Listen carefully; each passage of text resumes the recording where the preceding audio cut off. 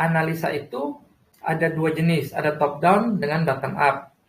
Tapi untuk orang-orang yang baru masih mau belajar, aku sangat menyarankan start dengan top down. Kenapa start dengan top down? Pertama untuk learning, jadi supaya belajarnya bisa lebih cepat, karena kan harus banyak belajar tuh. Dan yang kedua untuk mengurangi error di dalam suatu analisa. Kenapa error? Karena kadang-kadang tuh kalau kita melakukan analisa ya, kadang ada hal yang kita kelewatan sama sekali karena ya mungkin karena kita belum punya framework sama sekali terhadap dalam melakukan analisa tersebut. Nah, framework itu penting karena dia bisa mensistematiskan supaya kita nggak melakukan kesalahan lah. Itu semacam kalau misalnya kita udah punya framework, misalnya analisa industri itu pakai 5 process Porter tadi, maka setidaknya itu jauh lebih aman daripada kita nggak memiliki framework sama sekali. Nah, terus understanding industry, including overall economic condition, itu important karena karena dua hal, demand dan supply. Nah, apa yang aku maksud dengan demand? Nah, demand itu adalah hal-hal yang akan mempengaruhi demand di dalam industri tersebut, atau mungkin di level misalnya kalau udah di company tersebut lah. Nah, jadi macroeconomic variable itu penting. Walaupun banyak orang bilang itu nggak penting, tapi aku bilang itu penting. Yang bilang nggak penting itu biasanya sudah sangat expert, baru dia bisa bilang nggak penting.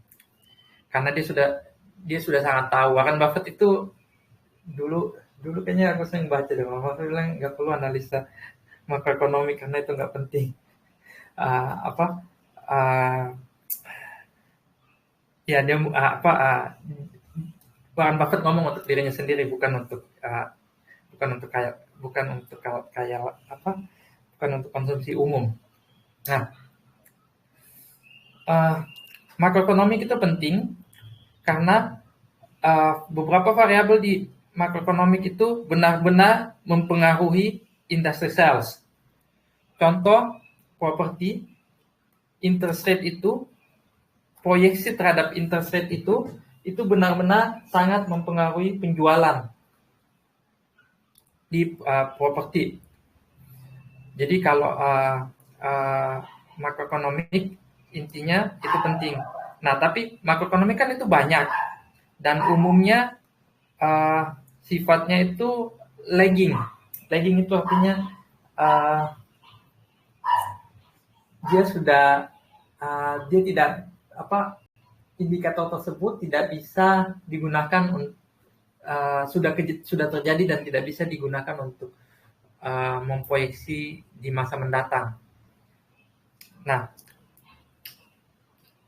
poinku adalah penting untuk mengetahui perusahaan yang kita analisa itu berada di industri apa dan makroekonomik variabel apa yang mempengaruhi industri tersebut. Jadi itu harus selalu dipikirkan. Misalnya kita masuk ke dalam pembahasannya. Misalnya kita masuk ke dalam suatu arwana. Nah, misalnya awana emang makroeconomic variable apa yang sangat mempengaruhi di dalam di industri tersebut, kayak gitu. Apakah GDP, apakah interest rate, atau jangan-jangan kebijakan pemerintah terkait dengan ekspor impor. Nah, terus yang kedua adalah understood industry life cycle. Nah, industry life cycle ini setiap industri itu adalah cycle-nya. Dia mulai dari pioneer, growth, mature, sampai decline. Nah, perusahaan yang berada dalam industri yang decline itu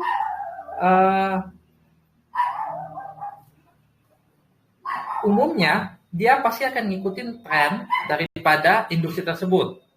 Jadi ketika melakukan analisa, jangan cuma lihat, oh misalnya company tersebut ini sangat spesial loh, sampai dia bisa bertumbuh jauh lebih cepat daripada industrinya. Industrinya menurun tren 10 tahun, tapi dia misalnya naik tuh. Nah, itu penting untuk kita ketahui bahwa kalau lama-lama in the long term, dia pasti akan follow industrinya. Jadi jangan melakukan valuasi atau melakukan proyeksi yang sangat agresif untuk misalnya company-company yang sudah dalam posisi decline, kecuali dia punya story yang benar-benar sudah story di masa mendatang yang akan misalnya pindah industri dan lain sebagainya. Tapi selain itu, mengenai industri life cycle ini, ketika melakukan suatu analisa suatu company tertentu, kita harus tahu industrinya itu berada di dalam tahap apa. Karena in the long term, company yang misalnya dia makan seluruh market share pun di dalam suatu industri tersebut, of course lah dia mungkin akan masih kelihatan bertumbuh, tapi lama-lama dia pasti akan hilang.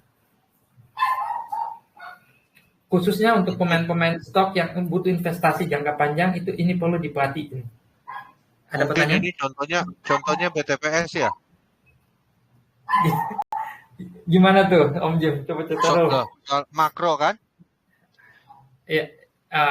Soal tadi kan katanya makro itu penting, kita harus tahu makro yang mempengaruhi industri atau emiten itu sendiri. Nah, mungkin contohnya itu ya BTPS itu tadi kan. Benar-benar. Soal market share juga ya, mungkin dia awal-awal bisa cepat tumbuh gitu kan. Nah, sekarang pertumbuhannya udah terbatas karena memang mungkin pasar yang ada udah makin saturated gitu ya. Iya. Sebagai contohnya ya mungkin itu BTPS, karena dia ini kan baru banget, dia nih baru 10 tahun.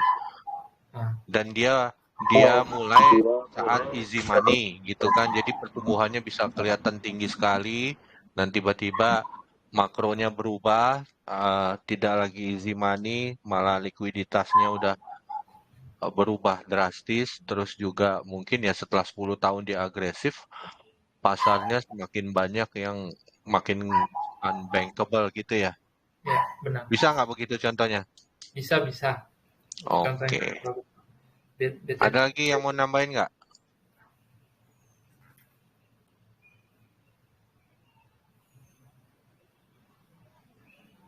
Lagi? Unilever kali ya, Unilever. Kenapa Unilever? Kali.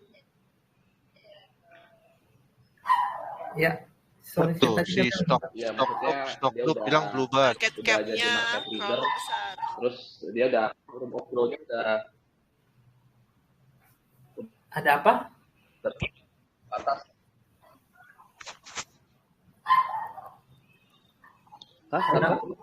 Kenapa?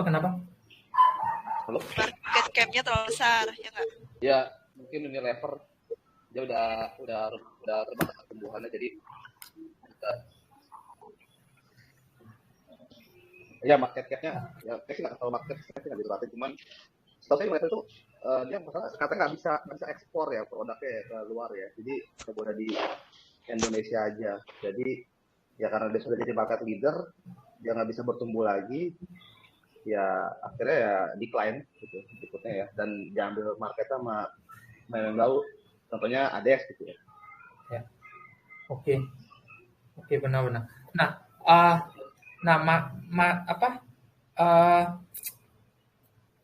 Kenapa kita harus tahu industri life cycle-nya juga, karena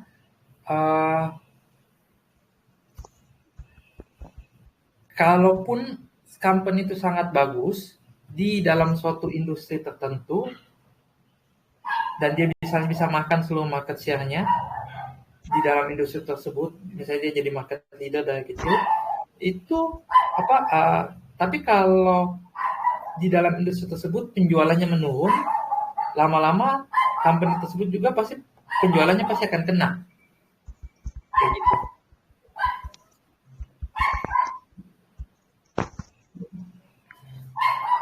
Itu demand. Unilever itu pertanyaannya gini, Unilever itu menurun karena industrinya, karena industri life cycle-nya sudah decline, atau sebenarnya karena dia kehilangan market share? Itu dua hal yang berbeda. Halo? Sepakat betul itu, karena sebenarnya industrinya masih tumbuh walau terbatas sekarang karena daya beli turun, tapi kalau kita lihat memang industrinya sendiri tumbuh. Ini masalahnya ada di Unilever-nya sebetulnya. Oke. Karena kalau ternyata industrinya turun, itu jauh lebih susah, masalahnya itu jauh lebih berat daripada company tersebut kehilangan market share. Itu juga masalah besar, tapi maksudnya kalau industrinya udah menurun, itu jauh lebih susah untuk diperbaiki. Industri turun mungkin contohnya rokok. Ya. Emang rokok udah menurun ya? Perasaan rokok hanya dalam turun. ilegal. Volumenya turun. Nah, itu rokok ilegal, pindah ke rokok ilegal. Jadi tapi enggak, volumenya turun kok. Secara nasional volumenya turun. Secara global pun volumenya turun. Nah, jadi kalau media, TV dan koran. TV, koran, kalau industri kalau dia sudah decline, nah itu sangat susah. Lu jadi yang terbaik pun di dalam TV atau di dalam jadi koran paling bagus pun akan hilang. Kayak gitu, even lu persen semua market share-nya. Nah itu penting untuk bisa dibedakan, industrinya memang sudah mulai menurun atau company-nya doang yang mulai menurun. Kayak gitu. Paling enak tuh dapat company jangan di Pioneer lah. Pioneer biasanya masih sangat beresiko. Di growth mendekati mature, terus habis itu dia salah satu yang terbaik di dalam industri tersebut. Kalau bisa ketemu paling enak sih. Kalau bilang industri perbankan di Indonesia, itu industrinya yang masih bertumbuh, at least dari sejak tahun 2001 setelah krisis 98, tahun 2001 itu mulai bertumbuh. Sampai sekarang masih bertumbuh, katanya sampai 2030 pun masih bertumbuh dengan lumayan cepat. Maksudnya pasarnya belum saturated, beda dengan telekomunikasi. Telekomunikasi itu bertumbuh di 90 akhir, tahun 2007 dia mature dan karena dia mature, tidak ada lagi untapped market, jadi mereka tuh saling serang, perang harga, marginnya terkompres dan mulailah yang sampai sekarang pun masih kejadian lah, sangat sulit untuk untung besar di industri tersebut. Nah, terus demand analysis juga ada external factor. External factor ini sangat patut untuk diperhatikan, khususnya untuk beberapa industri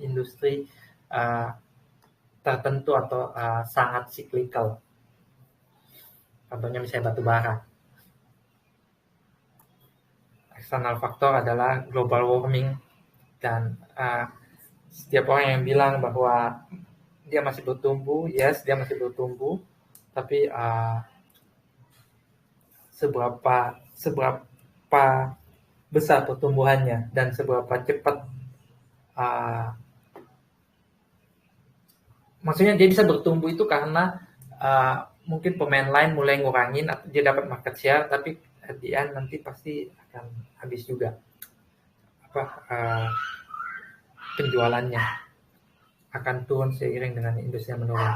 Nah, selanjutnya adalah supply analysis, projecting supply availability. Nah, supply availability ini adalah input untuk production. Nah, kalau supply availability-nya terbatas, itu cost-nya sangat rentan tiba-tiba meningkat. Kalau dia meningkat,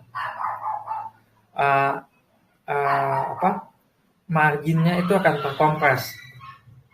Nah, ini juga perlu untuk dilihatin. Jadi misalnya perusahaan manufaktur, komponen QoGS terbesarnya itu apa? Komponen QoGS terbesarnya kalau misalnya industri padat karya mungkin manusia. Nah, kita harus tahu juga availability dari manusia ini, tenaga kerja ini, apa aja yang mempengaruhi, ya mungkin salah satunya UMR, seberapa besar misalnya pengaruh UMR ke dalam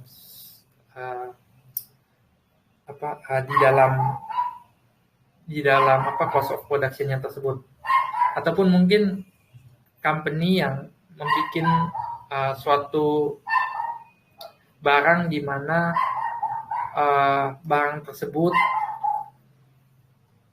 untuk bisa memproduksi barang tersebut dia butuh suatu bahan baku tertentu yang sangat spesifik. Itu juga sangat berbahaya untuk meningkatkan nilai cost di masa mendatang. Om, boleh tanya Om? Yes, silakan. Ya, jadi tadi kan ada dikasih tahu bahwa kita harus belajar makroekonomi, dan makroekonomi itu yang mempengaruhi sebuah industri itu apa, begitu kan? Nah, sekarang pertanyaan, kalau kita tidak tahu industri tersebut, misalkan kita nggak pernah menganalisa dari bottom up, contoh misalkan kayak Arna, bahwa kita tidak pernah mempelajari bahwa kalau kita nggak buka emiten tersebut, kita nggak tahu bahwa ada komponen gas di situ, sehingga kita tidak tahu makroekonomi yang berpengaruh itu adalah misalkan gas. Kemudian kayak di properti, kalau kita tidak pernah belajar hal dari emiten tersebut, itu kan kita nggak tahu bahwa pengaruhnya itu interest rate. Nah, sekarang saya jadi bingung, harusnya itu kita gimana gitu untuk mempelajari makroekonomi yang berpengaruh terhadap industri tertentu, begitu. Oke, nah udah pertanyaan. Oke, emiten gini, aku bilang untuk menguasain industri itu amat sangat sulit. Nah, tapi ada cara tertentu yang bisa mempercepat pemahaman tersebut. Nomor satu adalah Bapak bisa misalnya beli salah satu yang di Indonesia yang bagus itu namanya Oxford Business Group. Nah, Oxford Business Group itu terbitkan mengenai ulasan di level industri di misalnya di Indonesia, banking gimana, terus misalnya pertambangan gimana. Dari situ kita bisa ngerti at least di level paling besarnya, misalnya size marketnya itu kurang lebih berapa sih, terus habis itu tingkat pertumbuhannya diproyeksikan berapa dan kenapa diproyeksikan seperti itu. Nah, biasanya itu ditulis dengan cukup bagus, cuma memang agak mahal. Tapi kalau misalnya Bapak Ibu baru mulai untuk berinvestasi, menurutku adalah itu harus dibeli. Kenapa harus dibeli report-report seperti kayak begitu? Karena pertama itu pasti lebih murah lah daripada beberapa seminar-seminar yang sangat mahal, bisa sampai 30-40 jutaan itu. Dan Bapak Ibu harus baca report-report seperti gitu. Yang kedua, yang penting yang Bapak Ibu lakuin selain baca report spesifik seperti itu penting untuk membaca koran secara rutin. Koran itu biasanya dia bagi berdasarkan industri di koran manapun. Nah, dari situ kita bisa juga tahu komentar para industri player terhadap industrinya itu apa aja. Dan yang ketiga adalah Bapak Ibu kalau misalnya tertarik belajar industri, ya Bapak Ibu harus tahu siapa orang-orang expert di dalam industri tersebut, dan harus mulai ngikutin orang-orang tersebut atau organisasi yang berbasis ke industri tersebut. Biasanya sih mereka cukup cukup baik lah untuk men-share. Jadi ada berbagai cara untuk mengerti. Kenapa? Tadi Christian udah jelasin banyak, itu bagus semua tuh, baca berita, baca annual report. Nah, ya ini gua hanya mau nambahin aja bahwa pengetahuan makro itu buat kita awam mungkin kayaknya berat gitu kan. Tapi kalau lu mulai pelan-pelan terus tiap hari dicicil itu pengetahuannya numpuk gitu. Jadi itu jadi seperti pengetahuan yang datang pelan-pelan, lo nggak tahu. Ya, misalnya lo baca tentang arwana gitu kan, nanti lo tahu arwana ternyata butuh faktor yang terbesarnya, misalnya ada gasnya, ada dia suppliernya siapa, terus dia pemasarannya siapa, terus dia dipengaruhi atau enggak dengan permintaan dari properti, makroekonominya, ada interest segala macam. Itu pengetahuan seperti itu bisa dibaca tadi like Christian udah jawab dan gue setuju banget itu. Baca koran. Tiap hari baca koran. Kedua, itu yang harus dan gue rasa ini sebenarnya mudah, tapi banyak orang nggak mau. Baca annual report. Baca annual report itu penting banget. Karena di annual report itu ada semua. Ada tinjauan makro, ada tinjauan industri, ada analisis bisnis dan manajemen terkait emiten itu sendiri. Jadi udah ada 3 jenjang itu. Makro tentang semua, keadaan Indonesia, keadaan dunia seperti apa. Tinjauan industri ada. Jadi pertanyaan lo itu sebenarnya kalau lo baca annual report itu terjawab.